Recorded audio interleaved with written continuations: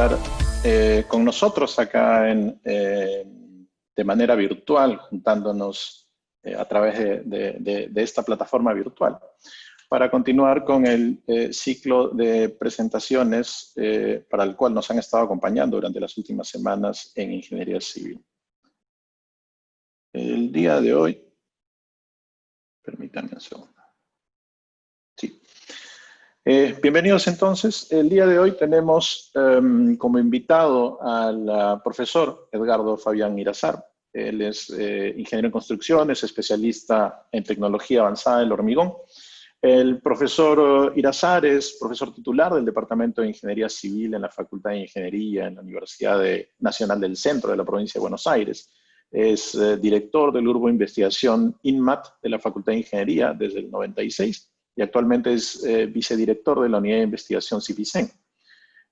Fue presidente de la Asociación Argentina de Tecnología del Hormigón del 2013 al 2015 y fue decano de la Facultad de Ingeniería del 92 al 2000 y posteriormente del 2004 al 2002. Ha sido autor de más de 100 artículos en revistas internacionales, ha desarrollado actividades de desarrollo de productos e importantes obras de hormigón. Ha sido miembro de varias comisiones internacionales en el campo de la ingeniería civil y en el grupo de trabajo Innovative Strategies for Low CO2, Eco-Efficient Cement-Based Materials Industry. Y recientemente es en el rol del cemento en la construcción de ciudades sostenibles y resilientes. Y es precisamente alrededor de este tema que el profesor Irazar va a compartir con nosotros un poco su experiencia y conocimientos sobre un tema que hemos titulado Materiales de construcción, desafíos para las próximas décadas. En el mundo actual nos movemos mucho por lo que viene hacia adelante, tenemos que pensar en lo que viene hacia el futuro. Las Naciones Unidas nos hemos puesto todos de acuerdo como planeta y hemos decidido atacar unos problemas a nivel global y hemos creado lo que son los Objetivos de Desarrollo Sostenible para el 2030.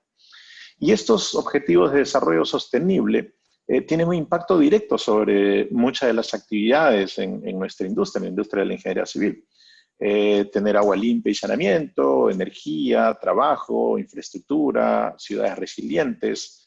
Y estas nos van a obligar, las metas de estos objetivos van a impactar tremendamente en las decisiones del uso de los materiales de construcción, que como ustedes saben son los de mayor volumen a nivel planetario. Nosotros somos una de las industrias que consumen más materia prima y que generamos grandes cantidades de CO2 y de algunos desechos.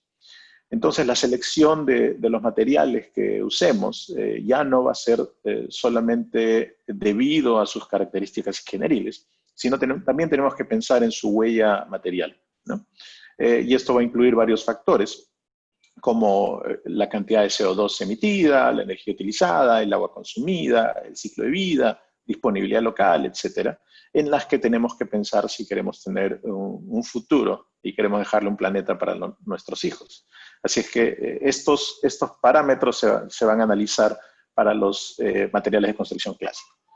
El profesor Irazar está con nosotros. Yo los voy a dejar con él para que comience a compartir con nosotros de sus experiencias y lo que tiene que contarnos sobre este tema. Y yo a todos quienes están por acá les agradeceré mucho si tienen alguna pregunta en el transcurso de la presentación, por favor usen la ventana de chat, dejen las preguntas allí y nosotros las vamos a leer al final de la presentación para que el profesor Irazar las conteste. Profesor Irazar. Buenas tardes a todos. Un gusto poder compartir con ustedes parte de estas ideas desde acá, desde Argentina, encerrados como corresponde a esta época de pandemia, con varios hisopados. Así que estos últimos días hemos estado todos pendientes de los resultados. Ustedes pueden ver, nuestra presentación va a ser como decía el profesor, a quien agradezco su presentación, lo mismo que a Rosaura, que es quien me ha invitado, sobre los objetivos del desarrollo sostenible y los materiales de construcción.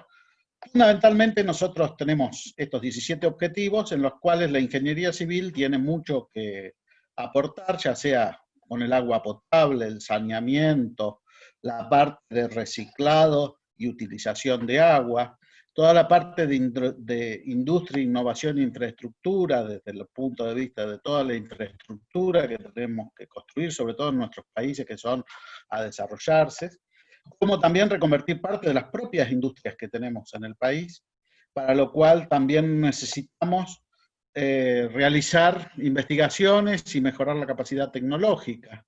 Las ciudades resilientes, sin duda, son parte de lo más cercano dentro de estos objetivos, que tienen que ver con comunidades que deben tener viviendas y servicios básicos adecuados, un sistema de transporte público seguro y asequible, fundamentalmente reducir los problemas y el impacto de los desastres, ya sean las pérdidas humanas o económicas. Quienes tenemos terremotos, esto lo entendemos muy bien, ¿no? Es decir, hoy prácticamente las ciudades resilientes son aquellas que hay un terremoto y no hay un número importante de muertos, pero todavía las pérdidas económicas son muy grandes. Como así también construir edificios sostenibles y resilientes. La sostenibilidad va mucho más allá de tener un edificio sostenible. Pero hay dos puntos en los cuales también tenemos que centrarnos, dentro del punto de vista de la ingeniería civil, que tiene que ver con el uso de los recursos naturales, que debe ser eficiente y sostenible, y acá sí la construcción usa mucho, y también en la generación de desechos que produce la construcción, ya sea por demolición o por el propio hecho del proceso productivo. Por lo tanto, tenemos que trabajar sobre nuevas prácticas sostenibles que tengan toda esa información y que nos permitan decidir. Generalmente, también en la acción por el clima vamos a tener que hacer mucho para adaptarnos a los riesgos que tiene Latinoamérica contra respecto al cambio climático, como así también aquellas otras que tienen que ver con disminuir la afección de las poblaciones frente a estos problemas. Pero lo más importante de empezar a entender cuál es el problema, y esto es lo que ha hecho el último informe de la Agencia Internacional de Energía, que la huella de la construcción es relativamente grande, con una gran proporción de energía como de emisiones dadas por el ambiente residencial y no residencial como de la industria de la construcción, como lo muestra esto. Y entonces, cuando nosotros hacemos infraestructura, porque tenemos que regar, pavimentos porque hay que comunicar, puentes porque hay que enlazar ciudades, diques porque necesitamos energía limpia y también necesitamos mucho sostenimiento de agua y regadíos para poder dar comida o distintos tipos de infraestructura. Nosotros ya no solo vamos a pensar en los beneficios directamente y en los problemas ingenieriles, sino también tenemos que pensar en estas cuestiones globales que tienen las emisiones y la energía. Bueno, esta es su preciosa ciudad de Lima, donde generalmente medimos que prácticamente el 32% de los recursos de la construcción a nivel mundial son usados en las viviendas y en los distintos, también el 36% de la energía global, el 39% de las emisiones de gas de efecto invernadero, el 40% de los residuos que van al enterramiento en tierra, la iluminación también una parte, y el agua. Todos, si ustedes ven, estamos, por decir así, en un tercio de los recursos mundiales usando para el ámbito de la construcción. ¿Y en qué usamos en la zona residencial eso? Fundamentalmente usamos la energía para cocinar, para calefaccionarnos, para calentar aguas, para enfriarnos en mucho menor medida, o sea que el calentamiento global en este caso va a ser un favorable, podríamos decir, para iluminarnos mucho en accesorios, ¿no? Esto de tener todo en stand-by también es mucha de esa energía. En el sector comercial, sin duda, hay algunas cuestiones que no aparecen como ser cocinar. Pero una gran torta, podríamos decir, de la energía mundial va a las habitaciones. Y entonces, hoy ya no se habla más de un problema de la energía limpia y sucia, sino se habla de el consumo energético y cómo poderlo abastecer. Y hay dos formas de dar esa solución. Una es generando más energía y otra es consumiendo o haciendo más eficiente el uso de la energía. Lo que sí está claro es que cuando nos desarrollamos, la población que viene creciendo en el mundo, acá estamos en este momento, con un crecimiento del 20% del 2000, lo que ha pasado es que lo que ha crecido es casi un 70% el uso de materiales, entendiendo como materiales, alimentos, agua, materiales de construcción y todo. Por lo tanto, si nosotros mantuviéramos el estilo de vida de los países desarrollados, lo que pasaría? Lo que pasaría es que la huella que dejarían los materiales sería muy fuerte, porque si ustedes ven, los países desarrollados con altos ingresos generalmente están consumiendo unas 26 gigatoneladas por habitante de materiales. Los que empezaron a crecer, que son estos medio altos del 2000 a 2017, duplicaron casi la cantidad, y bueno, los más pobres sin duda no han hecho eso, pero estamos viendo cómo que los materiales que estamos usando o la cantidad de recursos naturales es muy grande. Y eso tiene que ver una neta correlación con lo que pasa con la historia del mundo.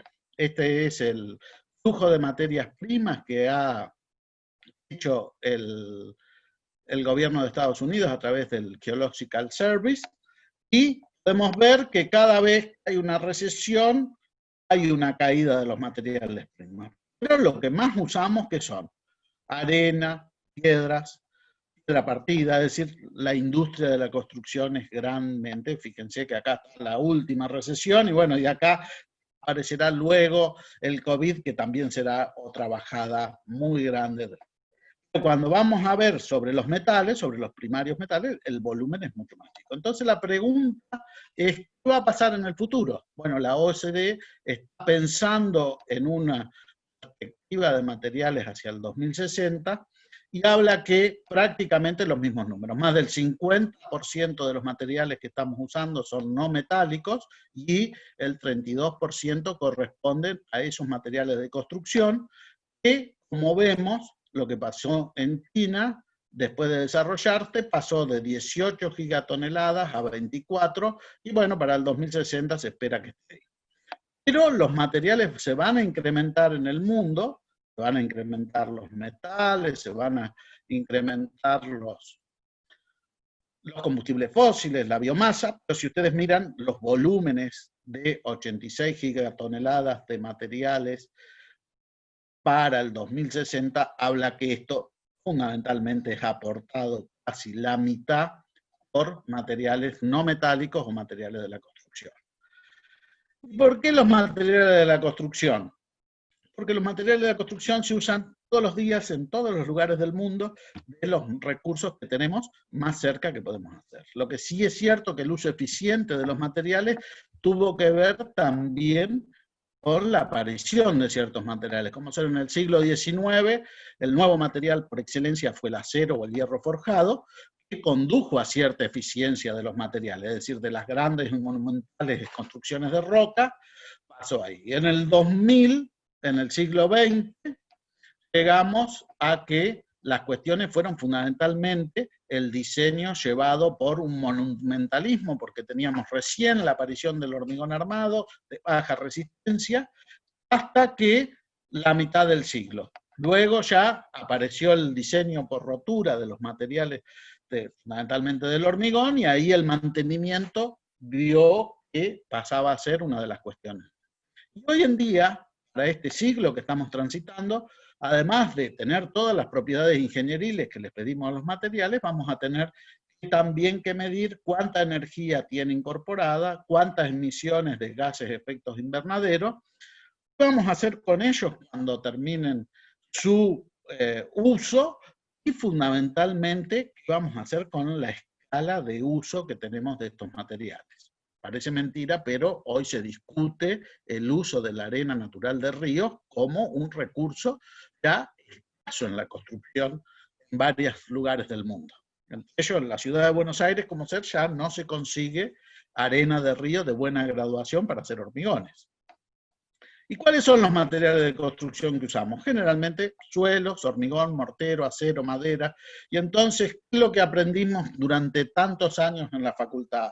Aprendimos las propiedades mecánicas, cuál era su módulo, su resistencia, densidad, y con eso teníamos este tipo de gráficos, como hoy tiene Ashby, y después esa relación entre resistencia, módulo y todas las deformaciones que nos hacen al cálculo de la ingeniería civil, pero hoy necesitamos también incorporar otras variables, como son el volumen de producción, ¿no? ¿Cuáles son los volúmenes de producción? Si miran ustedes, son todos los materiales de construcción. Esto es una escala logarítmica en el eje Y. Tenemos acero, hormigón, asfalto, madera, vidrio, ladrillos, ¿no? Y como ser, bueno, ya sabemos que el de menor cantidad va a ser el oro y por eso es mucho más caro. O las fibras de carbono, o sea que ya entendemos que la construcción como solución no hay alternativas a los materiales tradicionales, no porque no haya alternativas posibles, sino porque el volumen necesario es tan grande que es muy difícil encontrar esas alternativas. Y entonces nos ponemos a ver cuánto es la emisión de CO2 a la atmósfera de cada uno de estos materiales y fundamentalmente está dada debido a la cantidad de toneladas que se producen por el hormigón y el acero, ¿no? Son los dos generalmente más importantes, el vidrio, los ladrillos, los cerámicos un poco más abajo, y la madera, que todo el mundo habla de la madera como el material ecológico por excelencia, produce tantas emisiones o iguales que el aluminio que consume muchísima energía, porque no tenemos que pensar solo en términos de cantidad de emisiones directas, sino también en todas las emisiones indirectas que tenemos. Entonces, acá viene la otra solución y decir, bueno, esto que tiene muchas emisiones será porque usan mucha energía. No, no es tan así. Si ven, de los aceros, no ser de los metales, las aleaciones de acero son las que menos emiten casi dentro de los metales. El hormigón también acá abajo, fíjense, muy abajo, y todo lo que sea plywood o tipos de maderas prefabricadas o fabricadas, también emiten poco. El problema que tenemos es del volumen.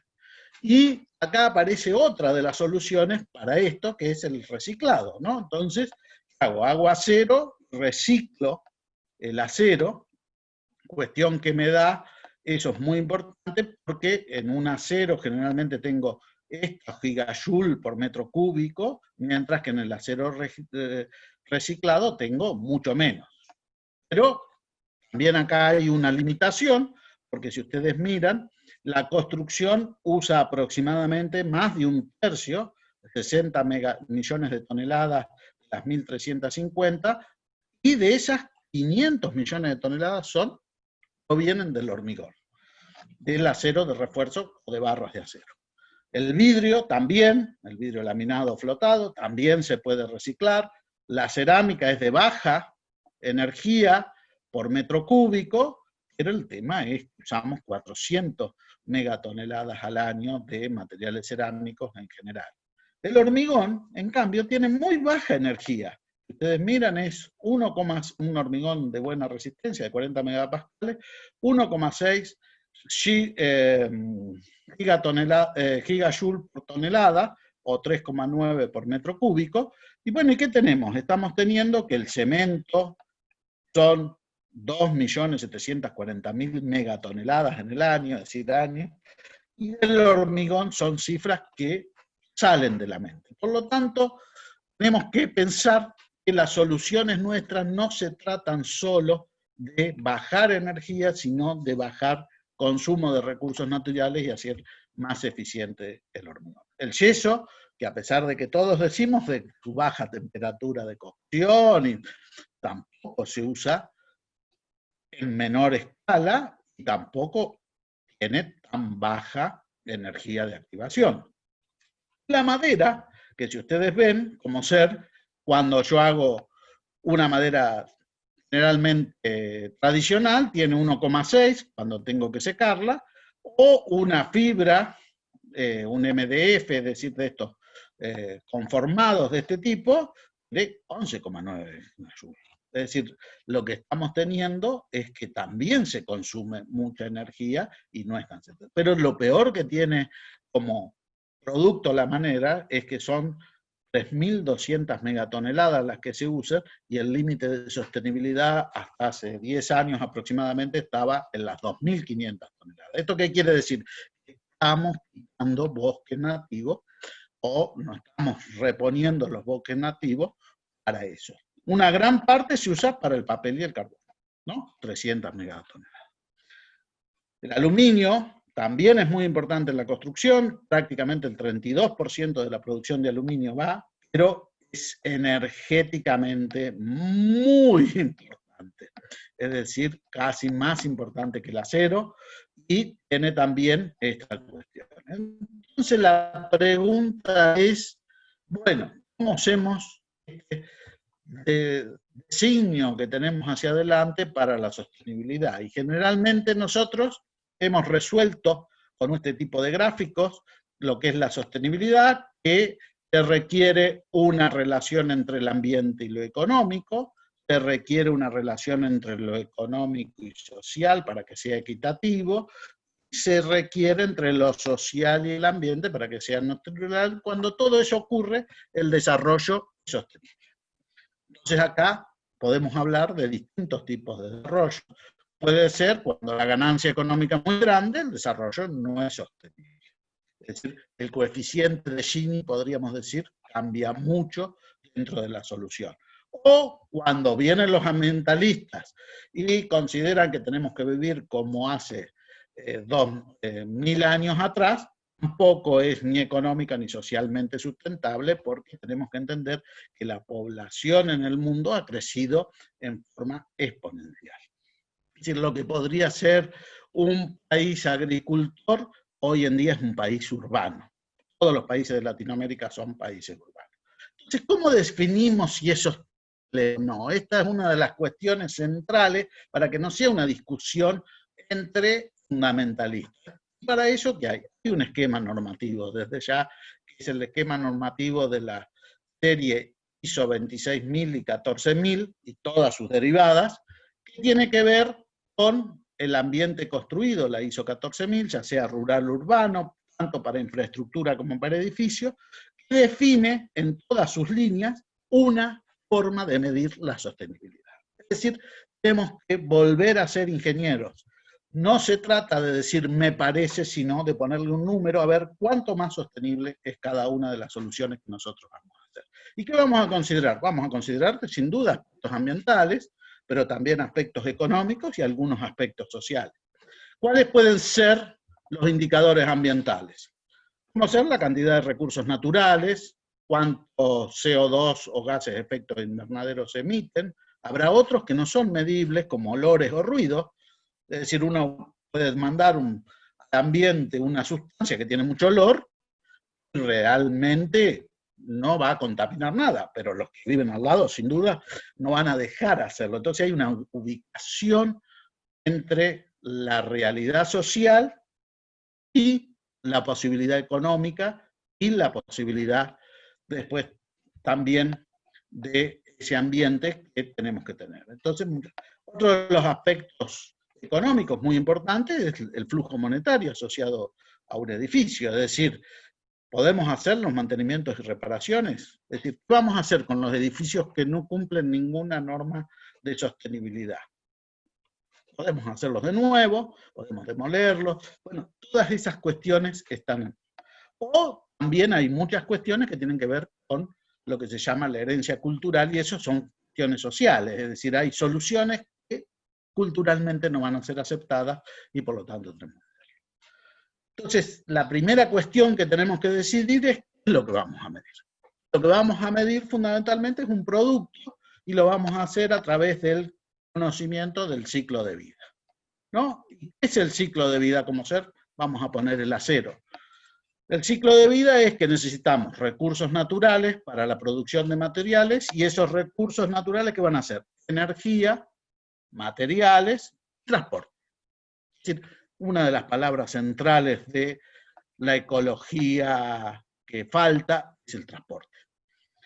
Y vamos a hacer, va a generar emisiones y residuos. ¿Qué tipo de emisiones? Emisiones gaseosas, residuos líquidos y residuos sólidos. Y entonces vamos a generar un producto manufacturado que a su vez, también para manufacturarlo, vamos a tener que consumir, transportar y tener residuos. Y después vamos a generar un producto, un uso, como ser un perfil estándar, donde también para eso vamos a tener transporte, energía, la fábrica va a estar en cierto lugar, y finalmente cuando se demuela tenemos que pensar qué vamos a hacer con ese producto. ¿Y qué es lo que podemos hacer con ese producto? Enterrarlo, mandarlo valor cero, combustionarlo, como si fuera madera, sería una mala solución, generar nuevamente energía, reciclarlo, que es el caso del acero, prácticamente todos los países están en el 50% de reciclado de acero, o reusarlo. Es decir, ¿por qué un perfil I no lo puedo volver a usar como perfil I? Es lo que se está haciendo en Gran Bretaña, donde generalmente se reubica ese perfil, se lo recertifica y vuelve al uso. Y en cada uno de esos casos, nosotros tendremos distintas soluciones. Esto es lo que se llama el ciclo de vida de un material. Entonces, ¿cómo lo aplicamos a un producto, un material rápidamente? Muy fácil. ¿Nosotros qué vamos a tener? Que diseñar un producto. ¿Cuál producto? Una premezcla, una columna de hormigón, un edificio de hormigón, ¿no? ¿Y qué necesidades tenemos para eso? Vamos a tener necesidades del producto, es decir, la función, qué desempeño necesitamos, está frente a agua de mar, no, qué cuestiones de seguridad y salud necesita, el costo, el ambiente, y requisitos legales y eso. Y vamos a tener una norma de producto que nos va a dar un diseño de producto que nosotros habremos diseñado a través de la conservación de recursos, es decir, minimizando la cantidad de recursos, tratando de contaminar lo menos posible, o diseñado para el ambiente. Esa es la gran pregunta. ¿Quién da esa respuesta? Y la respuesta esa la da los indicadores de la norma ISO. Y es entonces ese producto que hemos diseñado que vamos a tener que seleccionar un material, vamos a tener cuánta energía usamos, cuál va a ser la eficiencia del material, cuánto tiempo va a durar. Si yo hago un pavimento que dura 50 años, yo gasté tanta energía y tantos recursos que lo voy a dividir por 50 años. Si dura 10 años, gasté la misma cantidad de recursos, la misma cantidad de energía, pero lo voy a dividir por 10 años. O sea, fíjense, la durabilidad pasa a ser una de las cuestiones. ¿Qué voy a hacer después con ese pavimento? ¿Lo voy a reciclar? ¿Voy a reusarlo? Quizás reusarlo es difícil un pavimento, pero reciclarlo sí es posible. Vuelvo a hacer agregados, o en el reciclado de los asfaltos, prácticamente. Y entonces, eso lo que me va a dar es un ciclo de vida del producto. Entonces voy a tener a lo largo de mi definición de ciclo de vida, de producto, materiales y energía que voy a usar, y voy a obtener cuánto gasto para las materias primas, el transporte, y acá empieza a verse una de las cuestiones centrales de las decisiones, que es usar en la construcción los materiales locales. No hay posibilidades. ¿Y cuáles son los materiales locales? Los que tengo cerca, disponibles o con bajo costo de transporte. ¿Cuánto uso para procesarlo? ¿Cuánto uso para el reuso, reciclado y el mantenimiento? Y finalmente la deposición final, que la voy a hacer en alguna forma. Por lo tanto, mis salidas, ¿cuáles van a ser? El producto que produjo, las emisiones que voy a enviar al aire y al agua, la cantidad de residuos que produzca y otra descarga. Y ahí me tengo que poner de acuerdo en cuáles son los impactos ambientales. No puedo hablar en términos líricos, tengo que decir, esto es lo que se pone de acuerdo en la norma, y entonces dice el cambio climático. ¿Cómo se mide el cambio climático? Lo voy a medir en un producto con una metodología diseñada, donde voy a tener cuánto consumo de materias primas, de combustible, de calor, de agua, y cuántas son las emisiones que tengo para ese producto. Y esas emisiones, ¿qué son? Kilogramos de CO2 equivalentes por 100 años, ¿no? Entonces, cuando yo mido los kilogramos de CO2 equivalente, empiezo a tener una cuestión ya relacionada al impacto ambiental de una tonelada de ese material. Ahora, si necesito miles de toneladas, va a ser esos miles por esa tonelada. O podría como ser decir, bueno, esto lo que va a producir es la eutrofización del agua, y entonces lo voy a medir con kilos de fosfato equivalente. Es decir, no voy a medirlo en cualquier forma. Y esto es muy importante porque es el primer acuerdo que tenemos que tener acerca de cómo comparar los productos. El otro punto que es importante para tener en cuenta es ¿cuándo lo voy a comparar? Lo voy a comparar en el momento del producto, es decir, en la puerta de la fábrica. Lo voy a comparar cuando lo uso, o lo voy a comparar en toda la vida útil, es decir, cuando lo llevo a la tumba. Por eso se llama siempre de la cuna a la tumba, o de la tumba a la cuna cuando reciclamos. Es decir, y eso es lo que tenemos que hacer. Entonces, veamos qué es lo que pasa con un cemento o agregado en la puerta de factoría. ¿Qué le pedimos? Propiedades ingenieriles, ahorre energía, que sea ambientalmente amigable y económico, ¿no? Por eso las 4E. Pero además queremos que venga manteniendo las propiedades básicas que tenemos que tener, que son las de la ingeniería, ¿no? Trabajabilidad, resistencia mecánica, estabilidad volumétrica, durabilidad, mantenimiento. Entonces el cemento Portland lo ponemos como el gran enemigo de la construcción, porque 1 kilo de clinker aproximadamente, así hoy se puede decir que es un poquito menos, pero generalmente 1 kilo de CO2. 44% debido al proceso, 50 y pico por ciento debido a los combustibles, ¿no? ¿Y cuál es el reemplazo? No, el reemplazo es, ¿cuál es el más ecológicamente posible? Bueno, vamos a hacer uno de los reemplazos que se hicieron fue hacer cementos con filler calcáreo. Desde 1979 se hizo en Francia, es colocarle piedra molida a ese clinker para obtener la misma calidad desde el punto de vista de las propiedades mecánicas con menor cantidad de clinker. Entonces, este cemento es más ecoeficiente en la puerta de la fábrica. Ahora, yo le pongo mucha cantidad de filler, la resistencia del cemento cae demasiado, la durabilidad es muy baja y por lo tanto deja de ser ecoeficiente en el sitio de uso y es menos ecoeficiente cuando hago el ciclo de vida. Entonces, tiene sus limitaciones. Entonces, un cemento con filler cumple las propiedades energiles, pero no es utilizable en ambientes muy agresivos. Tiene menos energía, reduce las emisiones, y ha sido una solución muy interesante, por lo menos para este área. Para calmar o mejorar esas propiedades, como ser las arcillas calcinadas más el filler, o las puzzolanas más el filler, parece como una buena solución. ¿Por qué? Porque ahora puedo calcinar a más baja temperatura, que es la declinización, entonces emito menos CO2, el proceso descompone arcillas y emite agua, no emite CO2, la energía es menor y obtengo propiedades similares. Entonces, obtengo un producto que a la puerta de la fábrica de cemento es relativamente interesante.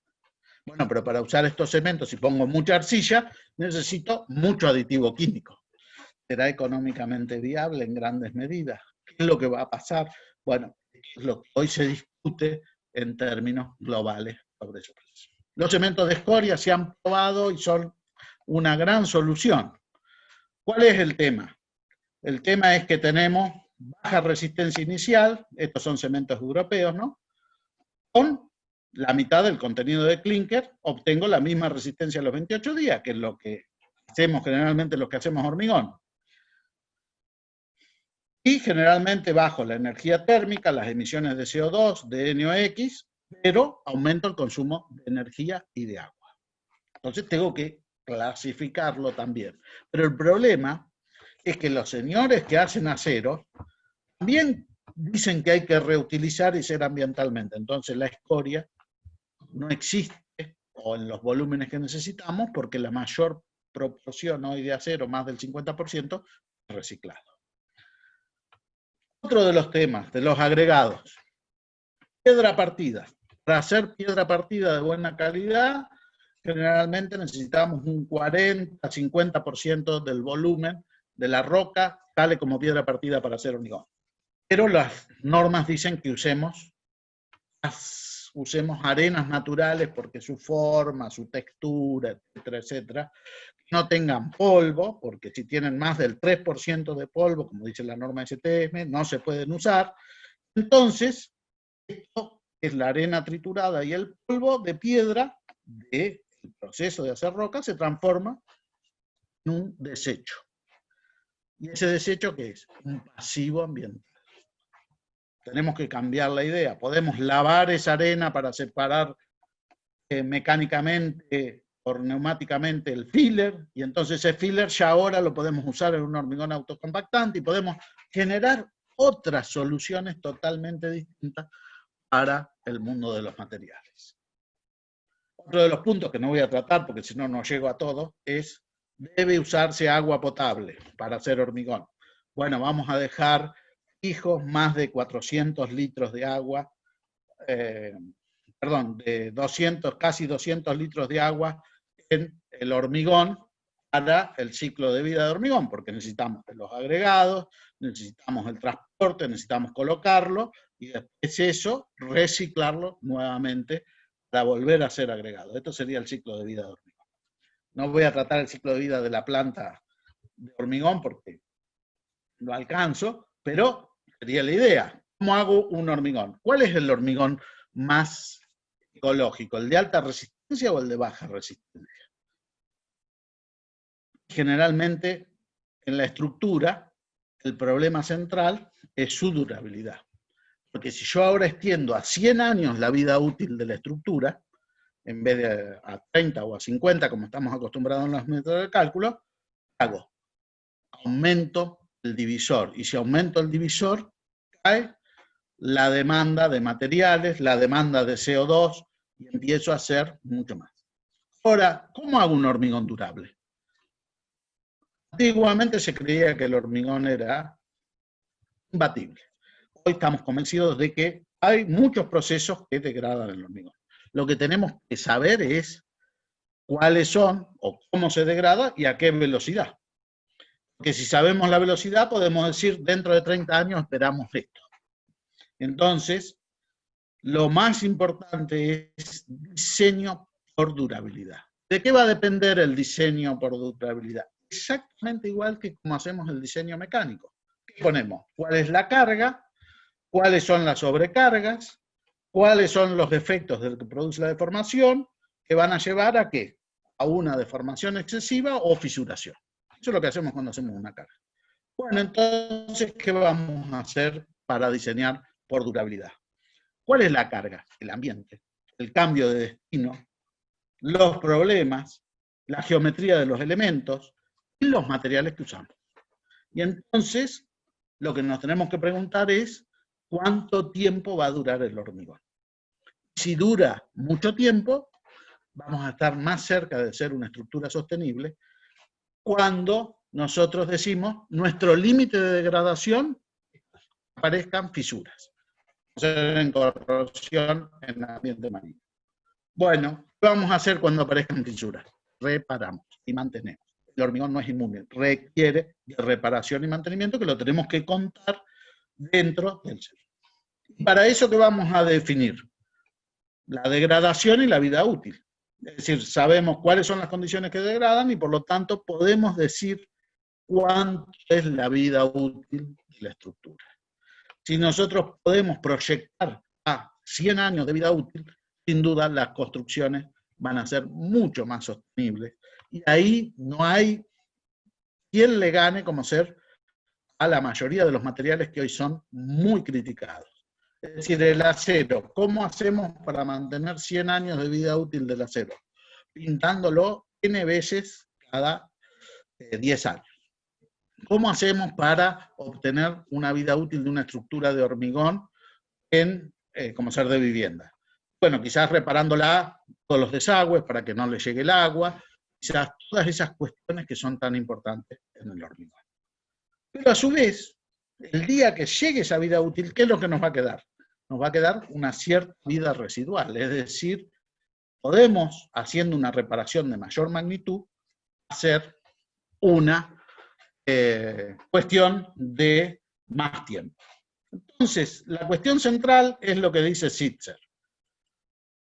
Cada una de estas etapas, como son en la corrosión, son la que vale 1 peso el diseño, 5 pesos, algo que tuve que cambiar en la obra, 25 y ya se empezó a corroer, y 125 lo tengo que hacer. Entonces, el modelo de Tutti, tanto como la ley de Sitzer, en la durabilidad del hormigón, ¿qué nos dice?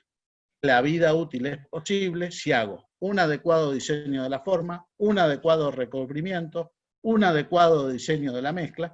Entonces, diseñar estructuras sostenibles implica hacer larga vida útil. Pero después tenemos problemas y por lo tanto lo deponemos. Y entonces podemos usar esa misma estructura dentro del flujo de materiales de los nuevos hormigones, ya sea en agregados reciclados, que sus propiedades mecánicas son iguales. Fíjense acá este estudio, un hormigón convencional o un hormigón con 50%, prácticamente la misma resistencia. Es cierto, hay veces que no necesariamente son más ecológicos. Usar reciclado no es necesariamente más ecológico. Hay que medirlo. Durabilidad razonable, por lo tanto podemos empezar a hacer. Y así todos los elementos. Entonces, ¿qué es lo que tenemos que hacer para hacer una construcción sustentable? Tenemos que cambiar nuestra forma de pensar. Porque nuestra forma de pensar ha sido educada durante muchos años desde el punto de vista de las propiedades ingenieriles solo de los materiales. ¿Cuáles son esas propiedades ingenieriles? Resistencia, deformación, durabilidad está por ahí. Costo económico. Faltan otras. ¿Cuánta energía gastamos? ¿Cuántos recursos gastamos? ¿Cuánto transporte tenemos? Es decir, podemos hacer un hormigón acá, sí, de 80 megapascales, pero los agregados hay que traerlos de 1500 kilómetros. No es solución sustentable. Es decir, podrá ser una solución única. Entonces, cuando a nosotros nos dicen, ¿ustedes qué van a trabajar en los cambios de la construcción? Podemos decir, no, las cosas son, no hay cambio, no podemos hacer nada. Podemos decir, sí, somos los más importantes para el desarrollo ambiental y demás. O podemos empezar a decir lo que hay que decir, que es, reducimos el impacto y el costo porque somos ecoeficientes. Es la primera cuestión, y eso lo tenemos que medir. ¿Y cuál es entonces la idea de la sostenibilidad? La idea de la sostenibilidad es, nuestros materiales son capaces de cumplir con baja emisión, baja energía, largo tiempo de uso. Esas son una de las cuestiones centrales. Y entonces ahora, dentro del ámbito de la construcción sostenible, ¿a quién voy a tener? A los diseñadores. No puedo construir sin un buen diseño. Tengo que pensar ese diseño. Tengo que pensar cómo voy a desconstruir o demoler. No se trata de poner una topadora hoy en día.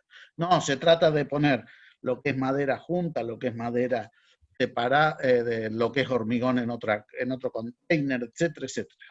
Los contrastistas. ¿Cuántos son los desechos de la construcción? Muchos. ¿Cuánto se logra con conciencia de sustentabilidad y factor? Solo hay un camino, que es la industrialización de la construcción. Es decir, no podemos seguir haciendo la mezcla a pie o in situ de la obra, porque eso implica demasiada cantidad de desechos y de mal uso. ¿Cómo hacemos un hormigón para que sea mejor? Y ponemos más cemento. Si, bueno, entre hacerlo por peso y hacer una buena dosificación y llegar a la obra con cierta cuestión, no, pongámosle un poco más de cemento que resolvemos. La ingeniería civil ha resuelto así mucho. Bueno, eso va a tener más deformaciones, va a ser menos sostenible. También la industria tiene que proceder. Es decir, tiene que empezar a pensar cuáles son los ciclos de vida de sus productos, cuáles son sus reusos, cómo hago hormigones con agregados reciclados, las normas, ¿no? Las normas técnicas. La mitad de las cosas de las normas técnicas, ¿cuáles son? Prohibir, ¿no? Que no está mal porque son prescriptivas, pero el futuro no es prescriptivo, es predictivo. Es decir, necesitamos predecir el futuro, pero ya no con una cuestión práctica, sino lo vamos a hacer con una cuestión probabilística. Algunas cosas funcionarán mejor y otras un poco peor. Las organizaciones de mantenimiento, también toda la conciencia de sustentabilidad como factor en este sentido. Los usuarios, ¿cómo van a usar esas estructuras? No puede ser que los usuarios usen las estructuras sin ningún manual de funcionamiento. Es decir, nosotros compramos algo y nos viene el manual del usuario. Bueno, una estructura tiene que tener un manual del usuario y del mantenimiento. No puedo dejar el agua corra sobre la superficie del hormigón, porque eso la va a degradar muy rápido. Las autoridades, es decir, la gobernanza, los reglamentos, las comunidades, y los propietarios y desarrolladores, ¿no? Es decir, ese poder económico trate de obtener mayor beneficio haciendo de mala calidad o de baja sustentabilidad las estructuras. Esas son todas las acciones para hacer una construcción sostenible, donde una parte son los materiales. Entonces, ¿cómo vamos a seleccionar los materiales? Ya no es cuánto es la resistencia, no, ¿cuál es el origen? ¿Cuánto cuesta transportarlo? ¿Cuántas emisiones hacemos por el transporte? ¿Cuál es la vida útil? ¿Es cierto que la madera tiene más vida útil que el hormigón? ¿Cuánto cuesta que tenga más vida útil? No, sí, tiene que ser hecho con un tratamiento de barnices marinos. Bueno, pongámonos a ver cuánto emite un barniz marino, porque es una emisión de petróleo, etcétera, etcétera. El costo de mantenimiento, ¿cuántas veces lo tengo que pintar? ¿Cuántas veces tengo que tratarlo? ¿Qué ocurre al final de la vida útil con eso? ¿Hago simplemente leña y quemo para producir energía? ¿O eso después lo hago otro tipo de estructura? No, porque tiene materiales fenólicos, entonces, como tiene fenoles, ya no se puede ni quemar, no se puede, empezamos con alguna cantidad de cosas. Y eso es dónde y cómo se deposita. Y entonces, las otras cuestiones son algunas propiedades que los ingenieros civiles también hemos olvidado de los materiales. ¿Cuáles son las cuestiones que hacen al diseño también de ciertas cuestiones ecológicas o sustentables? Podríamos decir, la masa térmica, la conductividad térmica, tipo de solución térmica a uso para el calor, que es totalmente distinta que para el frío. ¿Cuál es la transparencia para que la iluminación sea global o cenital o sea lo más barata posible? Si bien la iluminación no es lo que más consume, no es la calefacción y el enfriamiento, que es la cuestión central, ¿cuáles son las normas que tengo que aplicar? ¿Cuáles son las aberturas que tengo que poner? Una cantidad de detalles de la construcción que son muy importantes y que van a definir esos materiales. Entonces, ya llegando al tiempo de este web seminar, podríamos decir lo siguiente. ¿Cómo vamos a hacer esto? Fundamentalmente, potenciando la industria de materiales que posean bajo impacto ambiental y menor energía. Pero no de declaración, sino de medido por una normativa clara. A Chile ha puesto esta normativa en funcionamiento. Comentar los materiales locales. ¿Cuáles son los materiales locales? Los que menos transporte uso. Es decir, el transporte en la construcción son miles de toneladas que deben moverse a un costo generalmente muy alto. Es decir, no tenemos el mejor sistema de ferrocarriles ni el mejor sistema de transporte de barcos para mover esa cantidad. Generalmente lo hacemos en camiones y eso sabemos que la ineficiencia energética es altísima. Entonces, tenemos que evitar.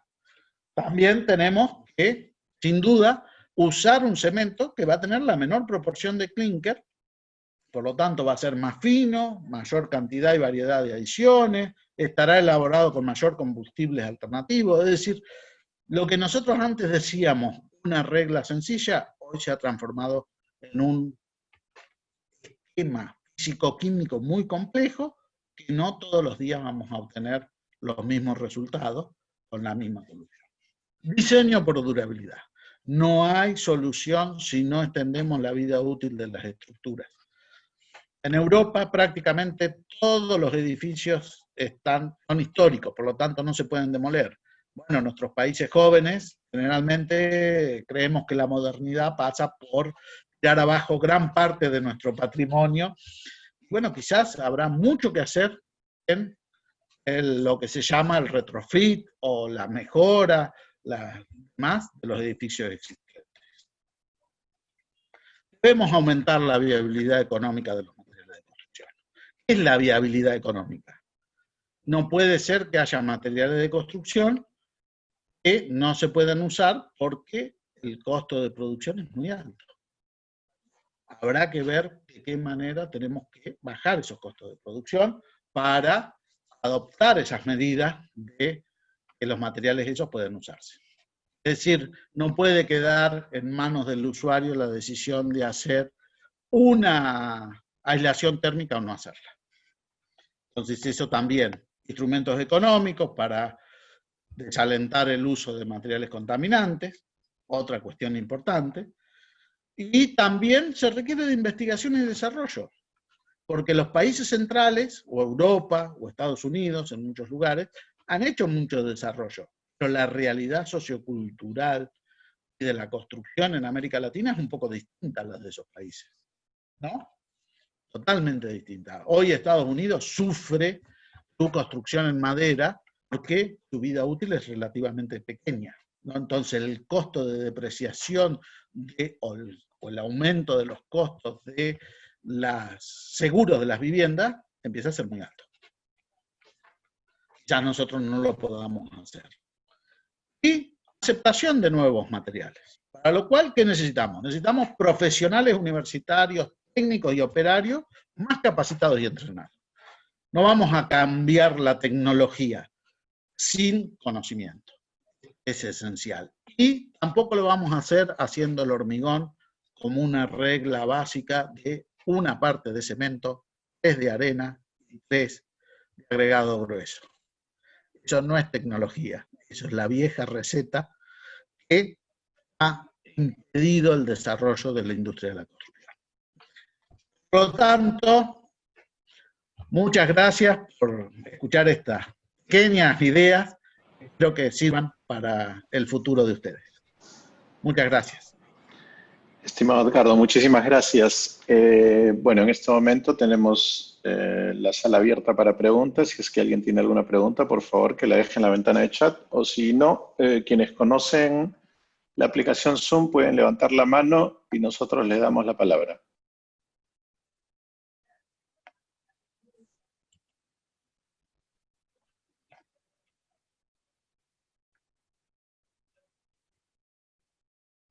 Mientras esperamos unas preguntas, Edgardo, muy interesante tu presentación, muy interesante cómo efectivamente el futuro de los materiales va a estar ligado a algunas decisiones que tomamos como sociedad, ¿no? Los objetivos del milenio ahora para el 2030 son súper importantes.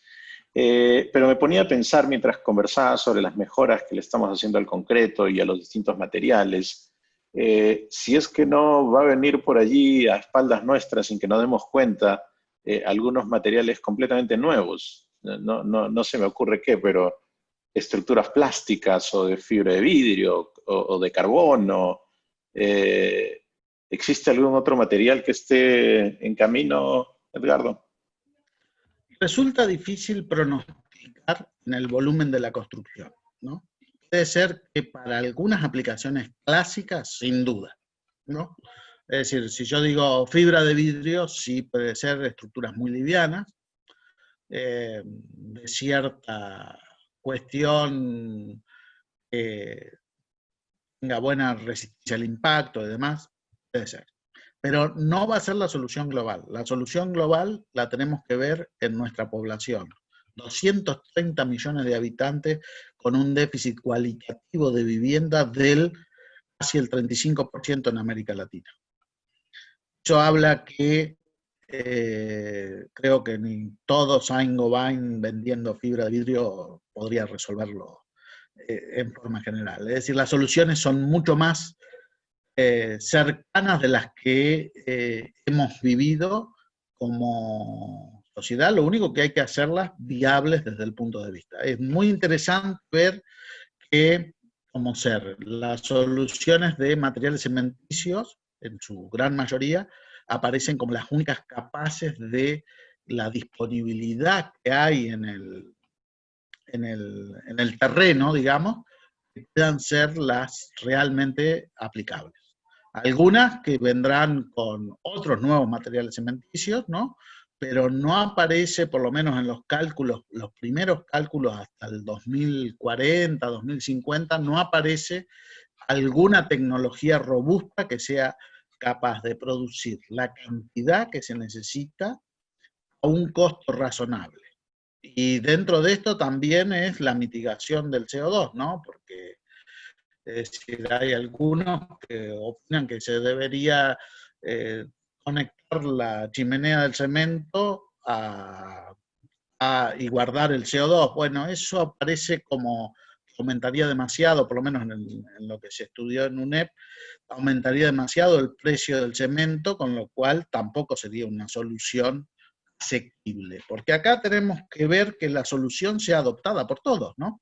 Es decir, otra cosa, hacemos un edificio sostenible, perfecto. Vamos a aplicar LEED, ¿no? La tecnología LEED, la calificación LEED del...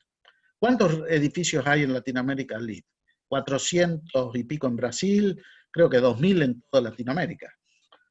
Son muy pocos para decir que somos sostenibles. Es decir, sostenible vamos a ser cuando todas las casas de nuestros pueblos estén consumiendo menos energía y con un buen hábitat, que esa es la otra cuestión.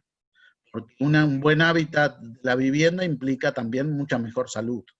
Y mucha mejor salud en estos momentos de pandemia lo tenemos más que claro, que el costo económico que nos causa cualquier problema de salud es muy alto. Perfecto, Edgardo. Muchas gracias. Angie Huamali tiene 3 preguntas en una. Te voy a leer las 3 y luego contestamos probablemente en una. Excelente ponencia. Tengo 3 consultas. La primera es, ¿existe una ecuación general de la sostenibilidad que incluya las variables ya mencionadas, transporte, consumo energético, agua, emisión de CO2, la cual pueda ser aplicada durante las primeras etapas del proceso constructivo? Luego continúa, en caso de que ya exista esa métrica, ¿existen gobiernos que apliquen este criterio durante el proceso de selección cuando licitan los proyectos?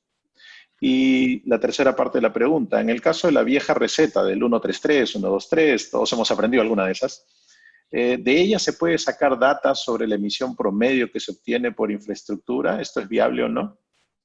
Vamos por la primera entonces, preguntando sobre si existe una ecuación general de sostenibilidad. No, no existe una cuestión porque uno tiene que definir el ámbito, lo primero que tiene que decir es el ámbito que va a evaluar. Entonces, el ámbito donde entra el transporte como ser o entra el proceso o la matriz energética de cada país, ya ahí cambiamos. Es decir, porque si yo consumo mucha energía, mi matriz energética es limpia, mis emisiones son mucho menor que si consumo mucha energía y mi matriz energética es sucia, ¿no? o es en base a petróleo fundamentalmente, o carbón. Entonces, no hay una solución única. Entonces, lo que uno define es el ámbito del producto, hace la cadena de cómo se llega a ese producto, después la cantidades que usa y requiere. Es una metodología. En el Ministerio de Vivienda de Chile hay una normativa que está intentando aplicar esto a algunos productos. El problema es que nosotros como SER tenemos muchos trabajos realizados sobre un producto de baja emisión no necesariamente es una solución sostenible. ¿Por qué? Porque si yo tengo que usar mucho volumen o tengo que traerlo desde muy lejos, la solución deja de ser sostenible. Para esa locación, quizás en otra sea. Entonces, esto es muy importante de entender. Cada lugar tiene una ecuación distinta. Segunda parte. Sí, hay algunas ecuaciones, sobre todo unas planillas de cálculo Excel que andan por la internet, algunas que son bastante buenas, sobre todo las canadienses, que no me acuerdo cómo se llaman, esos son muy buenos, pero acá lo que falta son datos. Es decir, ¿sabemos cuánta energía se usa en la producción de madera? No.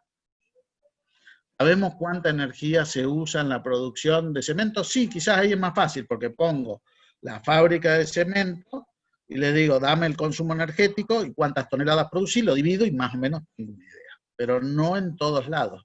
Y entonces eso lo que nos está faltando son datos. La EPA, como ser de Estados Unidos, la agencia ambiental, tiene muchos datos, que son de Estados Unidos. Nuestros países no tienen. Los gobiernos, ¿qué están haciendo? Están declarando mucho. Todos queremos ser sostenibles. Bueno, las normativas no parecerían ir todavía en ese campo, pero tampoco creo que estamos en condiciones de hacer grandes normativas que van a ser inaplicables, porque la mayoría de la gente está lejos de estas cuestiones. Me parece que no.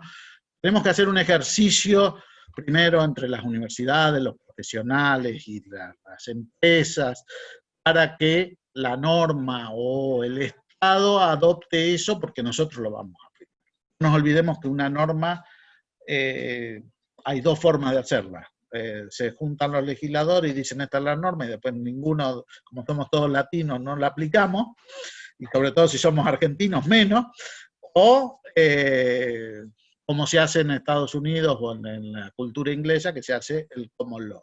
Es decir, nos ponemos de acuerdo todos y una vez que todos estamos de acuerdo, la norma se forma en regla. Entonces me parece que eso todavía no está tan claro y por eso todavía hay tantas cuestiones. Hay muchos documentos que dice prohíba tal material porque produce muchas emisiones y es una cuestión totalmente errónea. El acero como ser para ciertas soluciones es la mejor solución ecológica, a pesar de que emita muchísimo, pero como ser en galpones de grandes luces, en aeropuertos, todo eso, no hay duda que es el acero la mejor solución. Porque las posibilidades que te da la estructura de acero para grandes luces y con un entramado real y hoy con máquinas de oxycore que te permite, es totalmente distinta a la que te podría dar el hormigón como ser. Perfecto. Brenton Lat pregunta, gracias por la charla, muy interesante. Solo quiero saber si hay gente en Argentina experimentando con la adición de biochar en concreto. Y si es así, ¿quién? No sé lo que es el biochar. ¿Quizás algún otro nombre? ¿Puede pasar? No lo conozco con ese, no se conoce con ese nombre acá, por lo menos, o no lo tengo. Ok, Carlos Ferraro pregunta, ¿cuáles son los materiales óptimos para la impresión 3D para la construcción? ¿Y qué opina de este sistema constructivo en viviendas?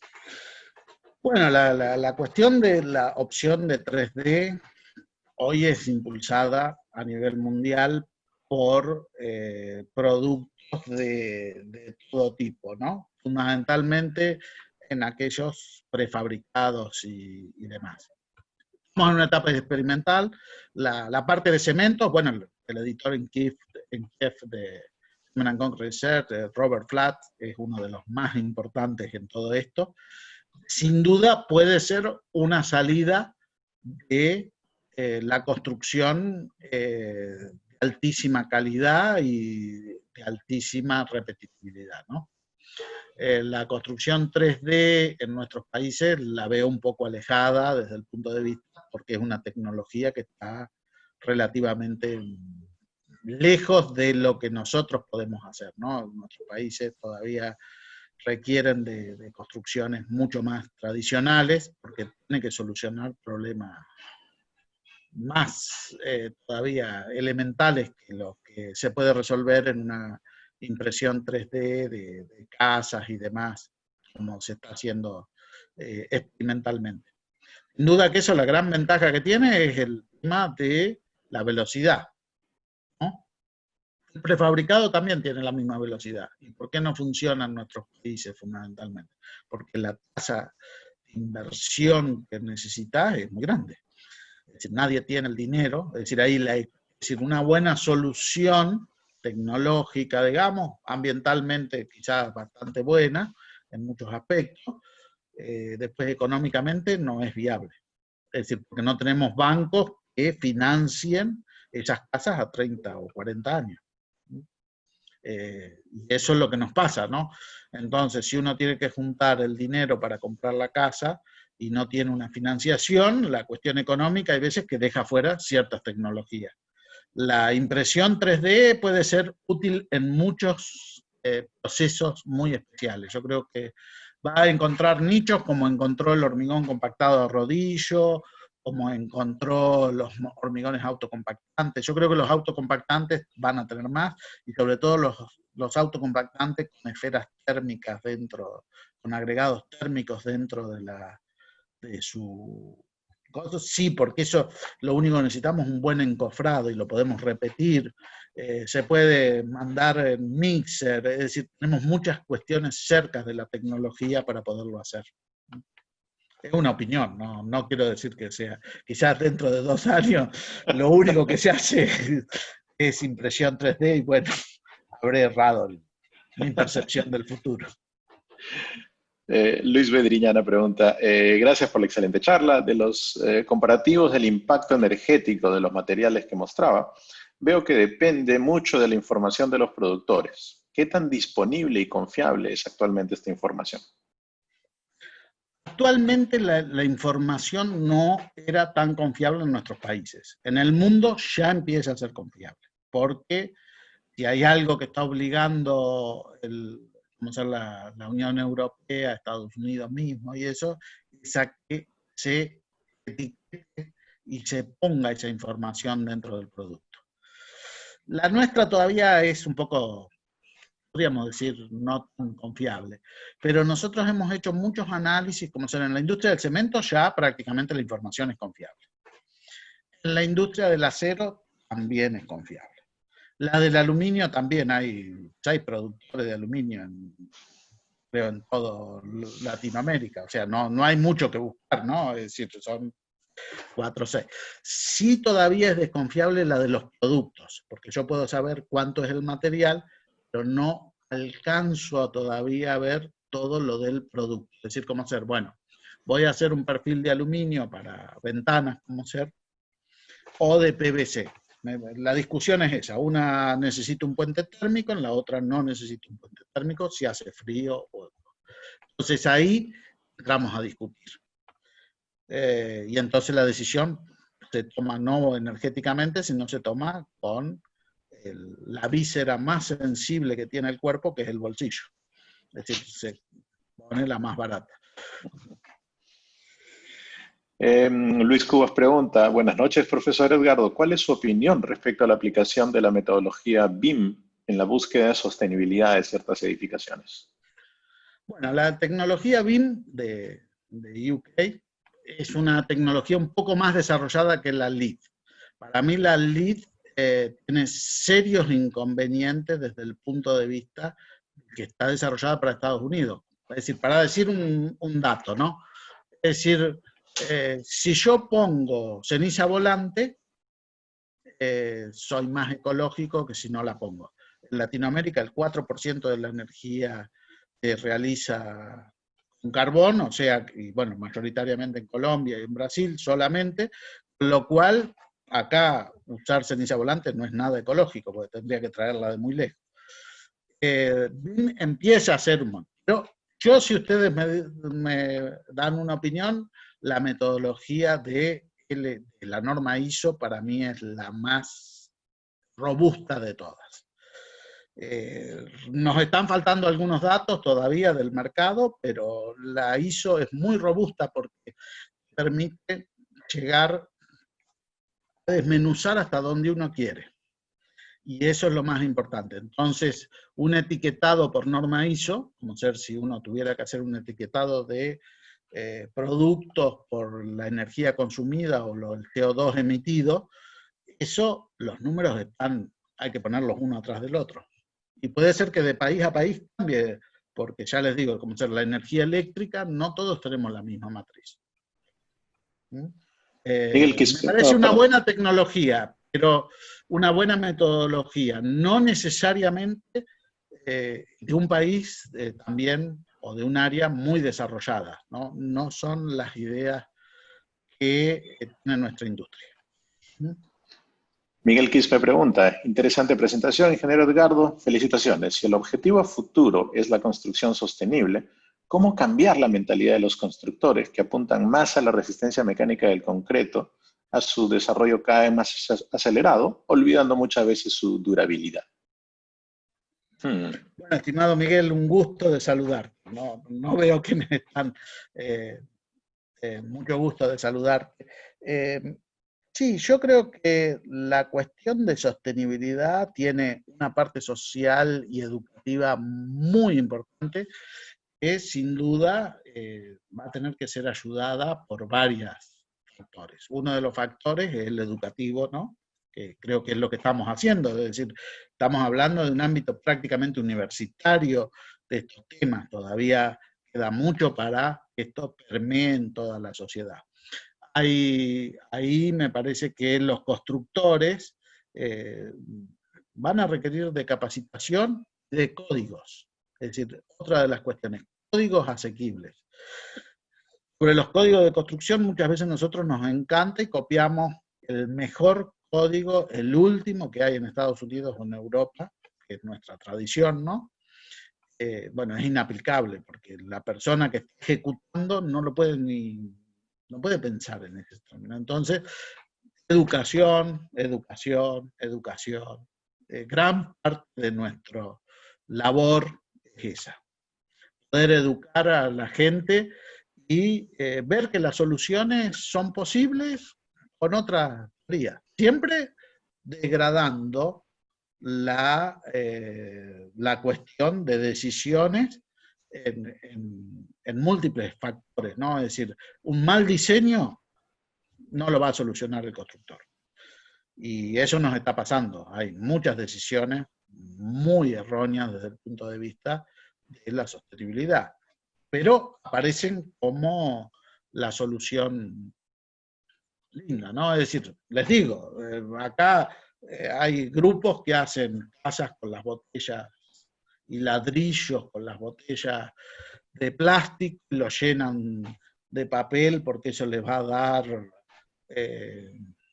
mayor cantidad de cuestión térmica y todo. La verdad que no sé de dónde lo han sacado. Y lo publican en todos los diarios, y ecológicos que son, que reciclan las botellas.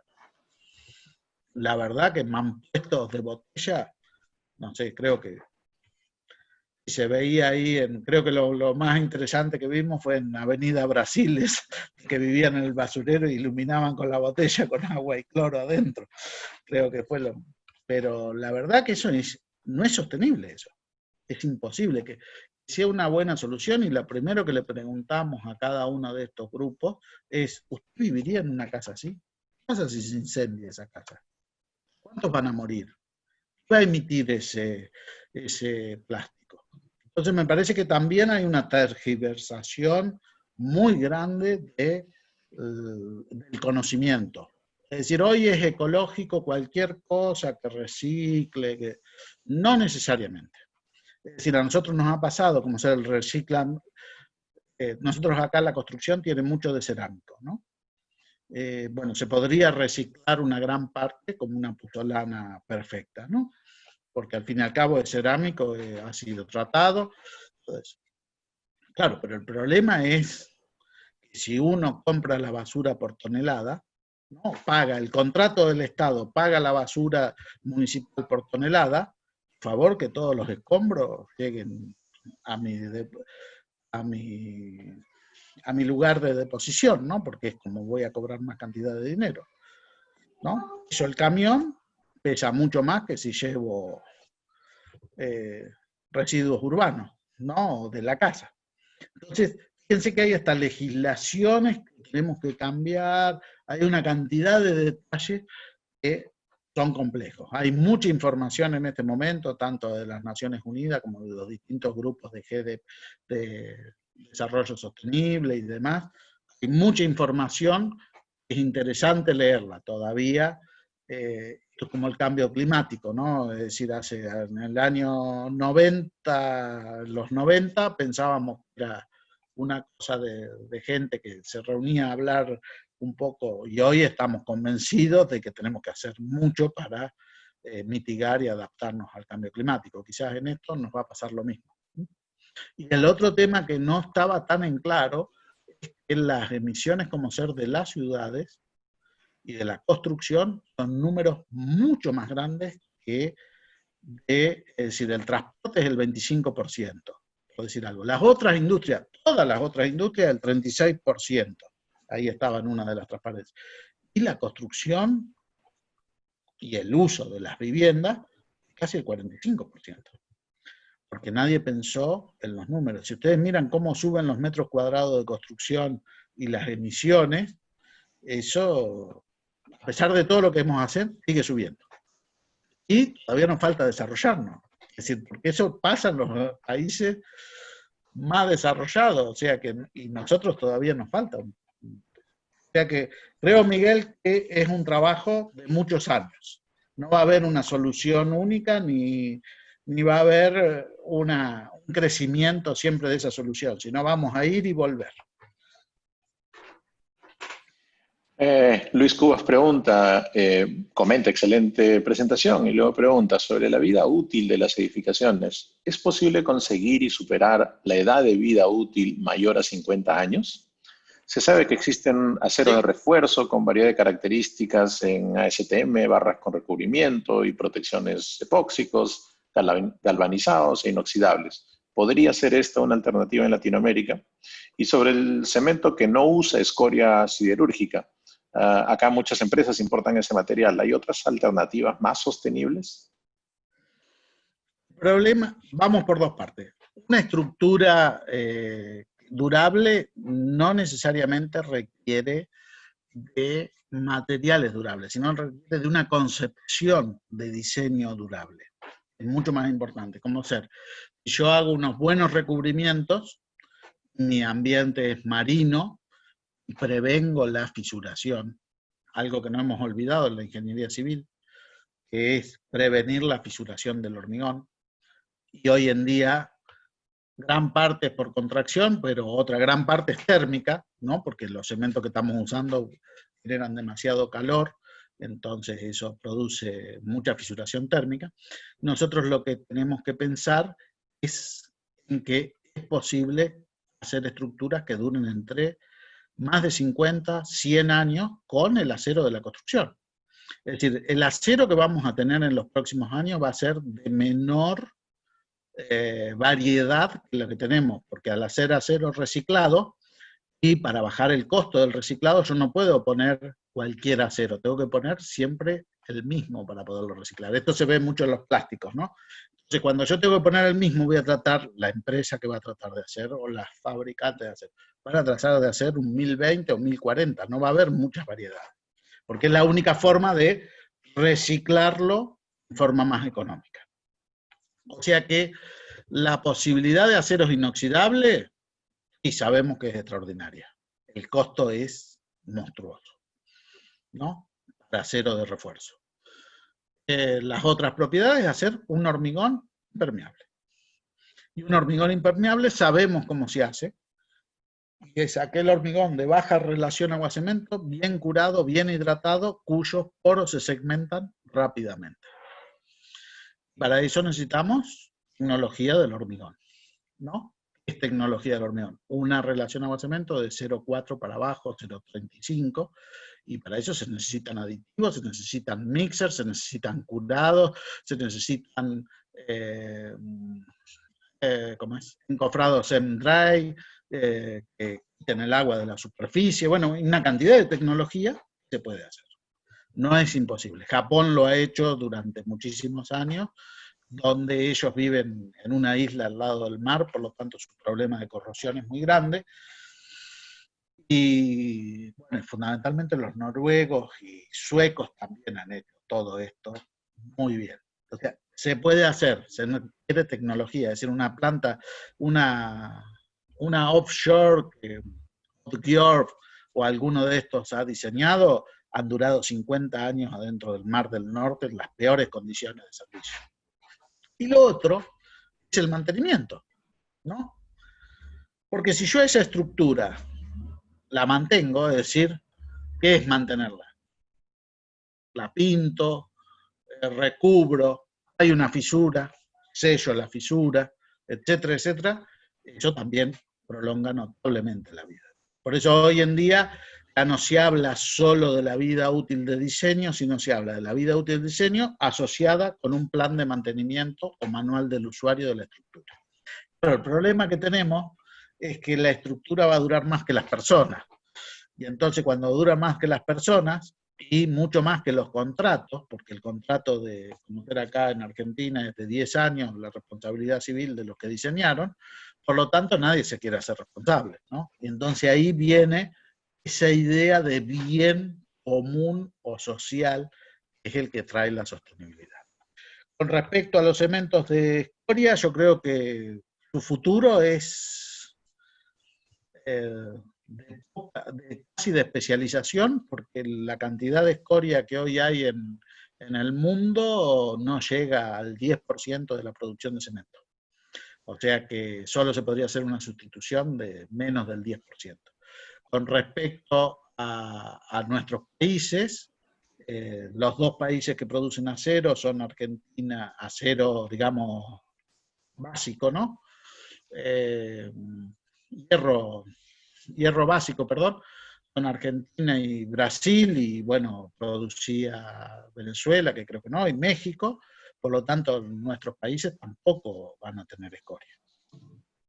Eso está claro y hay que buscar sustitutos, y los sustitutos, el primero es el filler, pero para ser durable necesitamos otro. El segundo va a ser las puzolanas naturales, que hay muy buenas, pero el problema es que las distancias son muy grandes, por lo tanto las arcillas calcinadas o estas puzolanas térmicamente activadas, podríamos decirle, parecen como una solución viable. Primero porque están disponibles, la tecnología que se usa es muy parecida a la de fabricación del cemento, y por lo tanto tenemos alguna posibilidad de hacerlo. Y mezcladas con el filler dan una resistencia relativamente razonable para la construcción básica, ¿no? Para el cemento de uso general. O sea que me parece que esas son, por lo menos en este momento, lo que se discute. Es decir, la sílica fume también mejora totalmente, pero no hay. O hay que traerla de Suecia o de Brasil, que son los únicos productores. Hay que identificar bien dónde están esos productos para hacer todos estos cálculos. Eso nos estamos especializando, como se dará cuenta que últimamente estamos muy activos en esa especialización de dónde están y cuánto transporte tienen, porque también es cierto, es decir, como ser, nosotros estuvimos en algún proyecto en Ushuaia, y bueno, en Ushuaia, como se lleva en barco, era casi lo mismo traerlo de Europa a la sílica fume o al metacaolín que se necesitaba, o la escoria, que transportarla en camión por la Patagonia. Era prácticamente lo mismo desde el punto de vista económico y de emisiones. Hay soluciones, hay puntos. una ciudad que tiene puerto, el transporte marítimo, el flete de los barcos vienen vacíos y vuelven, que llevan cereal, ¿no? Vuelven llenos, entonces el flete, bueno, hay todas unas condiciones ahí que hace que sea realmente posible. Perfecto, Edgardo. Tenemos algunas preguntas más, pero ya estamos corriendo contra el tiempo, así es que, nada, yo quería agradecerte mucho por la presentación. Todos nosotros hemos aprendido mucho de tus experiencias y de lo que nos has contado sobre lo que le depara el futuro de los materiales en nuestra profesión. Efectivamente, hay muchas tecnologías que vienen hacia adelante, pero lo primero que tenemos que hacer es mejorar los productos que tenemos ahora. Sí. Es lo primero que tenemos que hacer. Nada, agradecer a todos, a todas las personas que nos siguen acompañando hasta ahora. Nuevamente, Edgardo, muchísimas gracias por tu participación, muchas gracias por tu tiempo. Y a todos los asistentes también, muchísimas gracias por habernos acompañado una vez más aquí en esta serie de webinars organizados por la Universidad de Ingeniería y Tecnología UTEC. Y los esperamos nuevamente en un próximo evento. Edgardo. Muchas gracias a todos y un fraternal saludo desde acá, desde el centro de la provincia de Buenos Aires, y con mucho frío.